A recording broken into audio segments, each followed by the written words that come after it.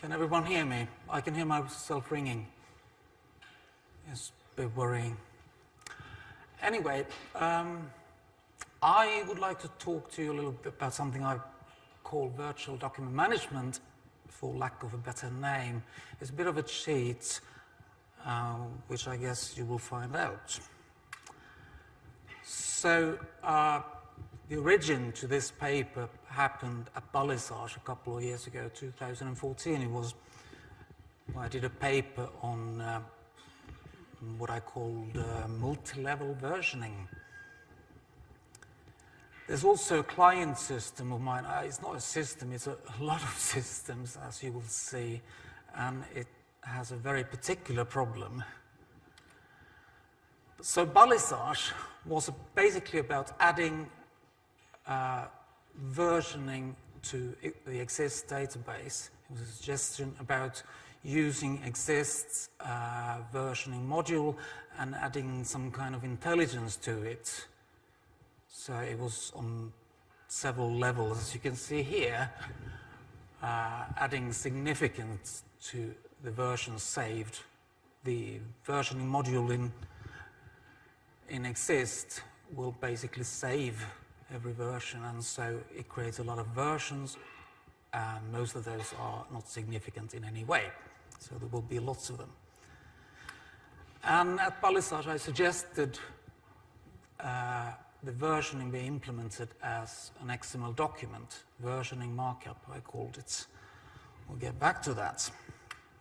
So the other source for this talk is a client of mine with a huge number of something I called systems here. Don't be fooled by that. Some of these are, they could simply be a conversion from one XML format to the other, or from XML to Word, goodness. And so they're basically black boxes. Information goes in, comes out. And I've also separately marked editing system. Now, these could be black boxes as well, because they don't have to be the first step where the document is actually created. It just simply happens to be a system where the information is changed and then sent on to one of these black boxes. And finally, there are outputs, lots of them. I mean, we're talking about a lot of documents in various formats, going outside the scope of this thing to outside systems, outside document management, all kinds of stuff. The problem here is that none of this is managed. These really are separate systems. So they have all their own varying capabilities. Some of them might be implemented in a database and stored there. And there might even be some kind of workflow or versioning, while others most certainly are not. They simply store the latest version of a document. And so it's a huge mess. The problem here, because these are all separate systems, they don't have anything in common except that a document happens to pass through them all in some fashion. So there's no identification, no common identification of anything here. And so there can be no version management ever in this system. It has been tried a number of times. So if we look at the system again, what might happen is that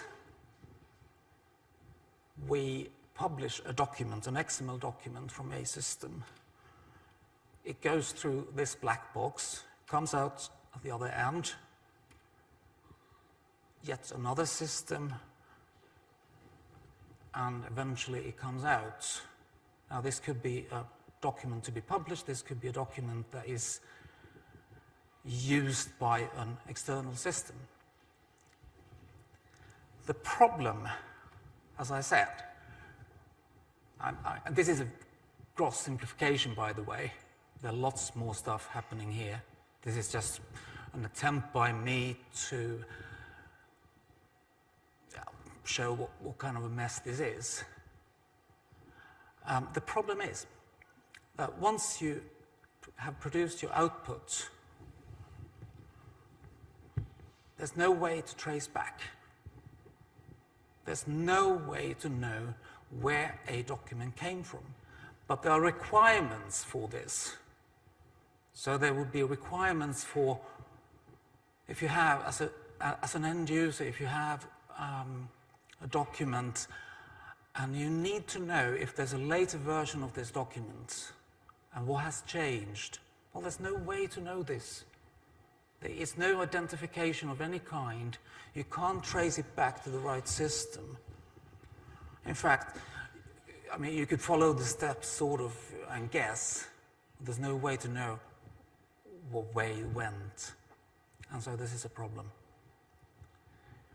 A very real one. So I thought about the versioning language I introduced at Balisage in 2014. And I thought, let's do something like that. Let's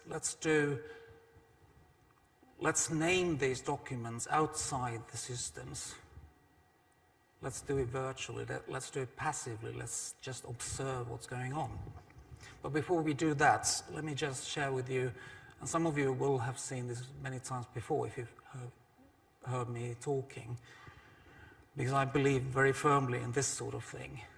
I believe in the uniqueness and persistence and all that stuff in a name. I believe they have to be global, meaning that every system using a name will have to be able to recognize that name, ask a resolver about that name, have it resolved uniquely and persistently. As for versioning, I believe that new version of anything is about change. It's about change inside that document. Whatever the document is, it could be anything. XML document, an image, video file of some kind. It's content that changes. But on the other hand, I also believe that a rendition of a document, such as a certain translation, does not equal change. So if you translate one document from English to Czech or Finnish or something, it's the same document, should be the same document. That's not change, it's a new rendition, just like a JPEG would be a new rendition of a PNG. As for workflows, well, workflows, on the other hand, are sort of related to versioning. They are about changes, they are about the data flow, as you will, going from edit, review, translate, approve, publish, anything. And all that could happen without any kind of change to a document, or it could happen with 100 changes. So Jirka said that all my papers contain ersions. Yes, they do. This is basically a very handy naming format for me to express that sort of thing. The top URN here is what I would call the semantic document, the base document, the actual unchanging contents, the meaning of this document. The lower one is that same document, but with the rendering language added. Okay? And here is that document changing over time. So it gets new versions because something happens to the contents of that document. Now here's the same version of a document translated. So the language changes from English to Finnish in this case. The document does not change, so it's the same version. And here finally, if I want to express the multi-level versioning I did at Balisage, simply expressed in the URNs like this. I'm sure there are other ways to do this, but this is convenient for me. I believe in this sort of thing because it's easy. And, well, getting back to my client, under normal circumstances, I would suggest, well, just get a document management system. Get a single source system, something that controls the naming, the versioning, something that is able to, well, actually control everything, the workflows, the versioning, the naming.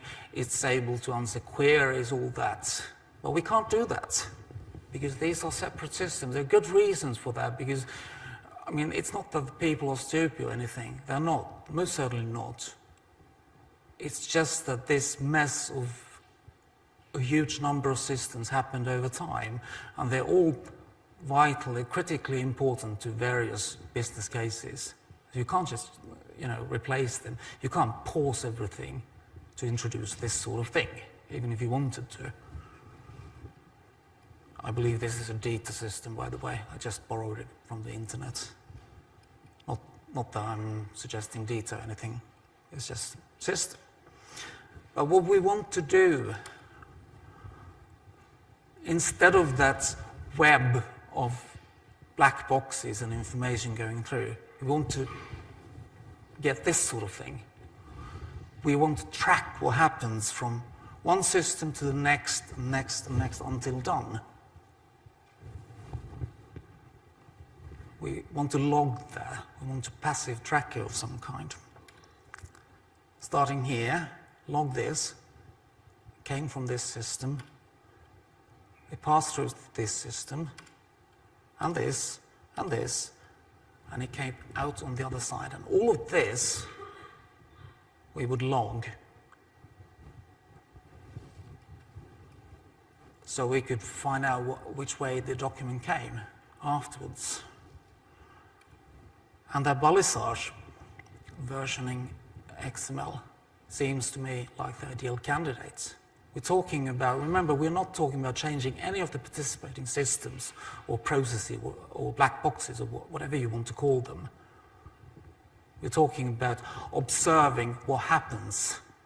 We're talking about tracking a document passing through. You're not supposed to see the details of this, but this is basically the versioning XML, tracking those. And as with my idea of a semantic document with renditions and versioning added, that's what I'm doing here. If you look at here, can you see this? Sort of, that's a base URN for me. It's the semantic document, sans versioning, sans rendition, sans anything. There's also metadata about that. You could log some kind of base information. Now, where does the URN come from? Well, the tracking system I'm proposing could simply generate those when spotting a new process. So that would mean that within the tracking system, the name would be unique, it would be persistent, and it would be sort of global in that for everything it does, every system, every black box it tracks, the name will be unique. And when we do versions, we simply add these version tags, and they're recursive, so there's version and version. As you could have several levels like this. What am I doing now? So looking at this, again, we start, let's say there is already a document that has been published previously, and we want to publish a new version of it. Now, this system does use a document identifier. It's known to that system. It's not known to any of the other systems necessarily. But it's known here, and it's probably the same this time around too. So we can map that in the versioning XML to the right document in the tracking system. It's a transaction taking place. Similarly, when the document arrives at this thing I call system 1, the input and the output from there after some XSLT or whatever is being done to it, all that is logged. In this case, we created a new version here from the edit1 system. We added some metadata that is relevant to that system. And if there was a URL, we added that too. But this URL might not be relevant for more than a couple of seconds. It's a transient URL. We'll get back to that. And on decimal level, I would then add a version for system 1, revision 1, so this would be 2.1, adding the input metadata to that system, a URL if there is one, adding metadata for the output, and a URL again. And on it goes. Arriving at the next system, we'd log that, like this. The same thing. We log anything we can. Remember, there may not be much, but we should be able to pinpoint the fact that this is the same document that left system 1 just a moment ago. And with the system 3, which is the last step, so there's an output. And this is sort of a vague definition because that's not necessarily an output. It might not be a document ready to be published. It might be just something that is sent further on to something else that is not tracked. That's the important thing. And so we would add yet another version, a decimal version, the 2.3, with metadata about the system 3. And now if the output was actually a publication, it was stored somewhere, let's say, for an end user, we could store information about that too.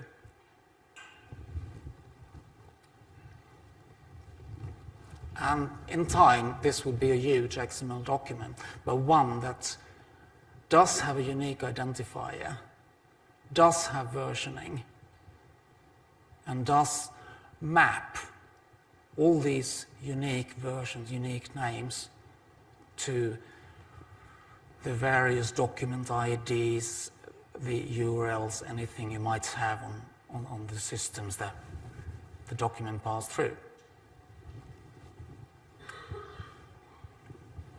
And the thing is that you could do all kinds of XPath things and stuff and very easily query that XML, versioning XML. You could create the URN simply by reading using XPaths. And you could find what specific physical instance a certain version was pointing at by looking up it in the versioning XML. So the naming in this tracking system, as I said, it's unique in that system. It's just a passive observer. It doesn't control anything. It just observes. It logs. But the naming is unique. It is persistent within that system. It is mapped to other names, so it's sort of global. See where the virtual label comes from. So what to log? Well, all these things are useful to log, but they differ between every system, so I haven't really bothered with examples here. But mostly they would be system IDs, because you would always know what system created that transaction event. You would have the document ID for that system. URLs, well, most of the URLs would be transient. These are probably shared folders somewhere. So a document arrives to a shared folder and is picked up by this black box I call a system, and so it disappears from there. So it's not really versioning, is it? It's logging workflows. We're not really versioning anything. We're just saying that this happened. The thing is, that if you actually want versioning, you could simply save that document. You could use the tracking system, you could save it in the system for later use. And you could add the URL in the tracking system to the versioning XML and use that for later. You could transform it to something else for easier lookup. You could add IDs or metadata, whatever you need, and use that. So that's versioning, actually. And you still don't control any of the systems, but you do it all in the XML. And all we would have to add was another URL to that specific version, the one we saved in the local system, like this. So a few words about implementation. Now, this is a huge number of systems. So the tracking system would have to be sort of subscription-based, because they would have to be changed a tiny bit to create those events, send them to the tracking system somehow, to log the relevant metadata, that sort of thing. Not a big change. Because the tracking system would be a passive observer, but it could be queried by any of those systems. You could even create a user interface, a web interface for any of those systems. If there was an edit system, you could actually look at the versioning history without the system you're working in having any kind of versioning. As for use, well, these are sort of obvious. Traceability, you could diff the versions, obviously. Tracking forks, well, I'm not going to go into that. But more importantly, and I'm not saying it on the slides here, is that if you actually want to implement versioning on a single system, instead of following a document like this, all you have to do for that system, whatever it is to create a publishing mechanism, something that creates transaction event and logs it, probably in an XML database like Exist or something. That would be really useful. And so I'm probably out of time, so thank you for listening. Any questions you might have? Thank you. So we have a few minutes for questions.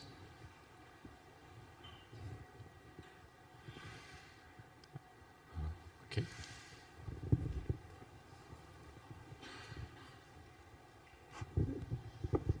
Yep. This is David Philip. I have a question regarding, you said that language versions are not versions, that they are just renditions. I think that's kind of an oversimplification, but not sure. You say that's too fast, kind of not sure what's the practical impact there. You say you're creating, for instance, a language version of something, then legal properties are changing. You see, you need to have conditional text, things like that. I'm not sure right now if this can be captured using this. If this is, you say, expressive enough for handling conditional text for different, you say, translations or localizations. Yeah, so your point. I would love to discuss it at length with you, beer perhaps tonight. I have thought about that a lot. I do think that it's possible. It's not an oversimplification, because when you translate something, you define that translation as a translation of this original. It doesn't have to have the exact same contents. It won't, because it's localized. You could have different units, for instance, a simple thing like that for different markets. but we define it as a rendition for that market. The profiling is actually the same, to me, the conditionals, because lots of conditions happen, but the base document, the total contents in the documents are the same, or defined to be the same. You can see it, fun discussion. There's a system for doing this in a systematic way, obviously, which is called Functional Requirements for Bibliographic Records, or FRBR. And there they handle this problem, and there are even URN schemes devised for this. So you might want to look into that.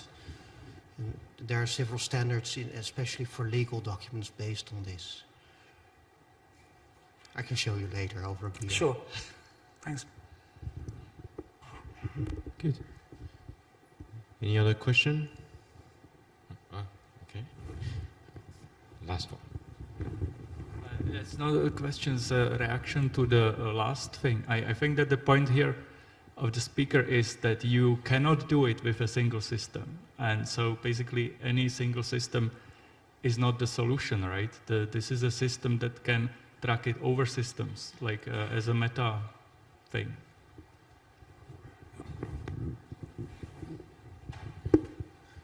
Looks like there is debate. Anyway. Okay. Ferber is mentioned. Thank you very much. And for me, it reminds me to Bitcoins, but for other reason anyway.